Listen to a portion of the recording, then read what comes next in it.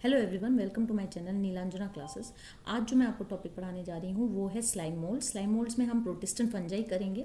जैसे कि मैंने बताया था कि प्रोटिस्टा जो है 3 तरीके के होते हैं, एनिमल लाइक जो कि आपके प्रोटोजोन्स हैं, फंजाई लाइक जैसे कि स्लाइम मोल्ड है, और प्लांट लाइक जैसे कि आपका यूग्लिना हो गया, डायटम्स हो गए, डायनोफ्लैजिलेट्स हो गए। तो वो तीनों सब हमने कर लिए हैं और आज हम लोग करेंगे स्लाइम मोल्ड जो कि फंजाई की कैटेगरी में है, क्योंकि ये क्या है, इसमें क्लोरोफिल नहीं होता है, they lack chloroplast. So mode of nutrition इनका कैसा होता है, saprobic, dead and decaying matter पे ये अपना करते हैं, खाना लेते हैं। तो ये मोड ऑफ न्यूट्रिशन इनको क्या बना देता है, सेप्रोबिक या फैगोट्रॉफिक बना देता है। ये जनरली फ्री लिविंग होते हैं और क्रीप करते हैं ओवर डिकेइंग ट्विग्स हैं, रॉटन लॉग्स ऑफ वुड है, ये लीव्स है, और उनके डेड या ऑर्गेनिक मैटर को ये खाते रहते हैं।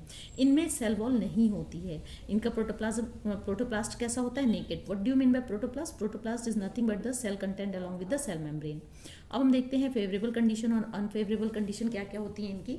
तो जो ये इनकी फेवरेबल कंडीशन है उसे पहले आप ध्यान से देख लीजिए। फेवरेबल कंडीशन में हम देखते हैं क्या होता है कि under suitable condition they form an aggregation, ये एग्रीगेट बना लेते हैं, यानी इनमें माइटोटिक डिवीजन होता है और खूब ग्रो करते हैं और स्प्रेड हो जाते हैं सेवरल फीट तक, एग्रीगेट हो जाते हैं, इकट्ठे हो जाते हैं और इनको बोलते हैं प्लाज्मोडियम जैसे। और इनमें मल्टी न्यूक्लियड हो जाते हैं, सिनोसिटिक हो जाते हैं, ठीक है। यानी नेकेड है, सेल वॉल तो है नहीं, प्रोटोप्लास्ट है, और उनमें बहुत सारे मल्टी न्यूक्लियस हैं। और ये न्यूक्लियस जो है वो कैसे होते हैं, डिप्लॉयड होते हैं, 2n होते हैं। तो ये प्लाज्मोडियम स्लाइम मोल्ड है और ये इनकी वेजिटेटिव बॉडी है, वेजिटेटिव फेज है, ठीक है। इसको आप ध्यान से देखेंगे। इसके बाद हम लोग देखेंगे इसके और जो थोड़ी सी बात है वो ये है कि प्लाज्मोडियम स्लाइम मोल्ड जो है वो वेजिटेटिव बॉडी है इनकी।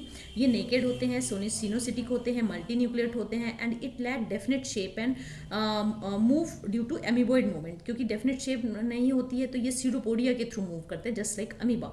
तो Plasmodium grow in damp places, जहाँ पर पानी है, जहाँ पर dead decaying matter, leaf twigs का है, रॉटन लॉग ऑफ वुड है, वहाँ पर ये जो है ग्रो करते हैं और बहुत ईजिली स्प्रेड हो जाते हैं। अब हम लोग करते हैं अनफेवरेबल कंडीशन में क्या होता है। तो ड्यूरिंग अनफेवरेबल कंडीशन क्या होता है, द कंडीशन ऑन प्लाज्मोडियम जो है वो डिफरेंशिएट करता है और क्या फॉर्म करता है, फ्रूटिंग बॉडीज। ये देखिए फ्रूटिंग बॉडीज इसने बना ली हैं और इन्हीं फ्रूटिंग बॉडीज के टिप पर स्पोर जनरेट होते हैं। Spores are form at the tip of their fruiting bodies. तो ये फ्रूटिंग बॉडीज हैं, यही प्लाज्मोडियम देखिए, और इसको फ्रूटिफिकेशन बोलते हैं। दिस इज नोन एज फ्रूटिफिकेशन, इसे हम फ्रूटिफिकेशन बोलते हैं। तो अब हम लोग देखते हैं कि कैसे होता है। फ्रूटिंग बॉडीज हो गई, स्पोर्स इनकी टिप पे डेवलप होने लगे और बाद में ये ब्रेक हो जाएंगे और न्यू बॉडी बना लेंगे। तो स्पोर्स कैसे हैं इनके, सेलुलोजिक वॉल। जबकि अभी तक हम लोगों ने पढ़ा कि जो इनकी एडल्ट बॉडी है वो कैसी है, विदाउट सेल वॉल है। लेकिन जो इनके स्पोर्स होते हैं उनमें ट्रू वॉल यानी सेल वॉल प्रेजेंट होती है, जो कि सेलुलोजिक होती है। ये एक्सट्रीमली रेजिस्टेंट होते हैं इसी सेल वॉल की वजह से और सर्वाइव कर सकते हैं many years in adverse conditions also. These spores are dispersed by air current. तो ये एयर करंट के थ्रू स्प्रेड हो जाते हैं, डिस्पर्स्ड हो जाते हैं, और जैसे ही ठीक इनको मीडियम मिल जाता है तो ये जो है they grow into new body. So this is the end of the slime mould. मैंने इसमें सारे एनसीईआरटी के पॉइंट्स जो है वो इंक्लूड कर लिए हैं, तो आप इसको बार बार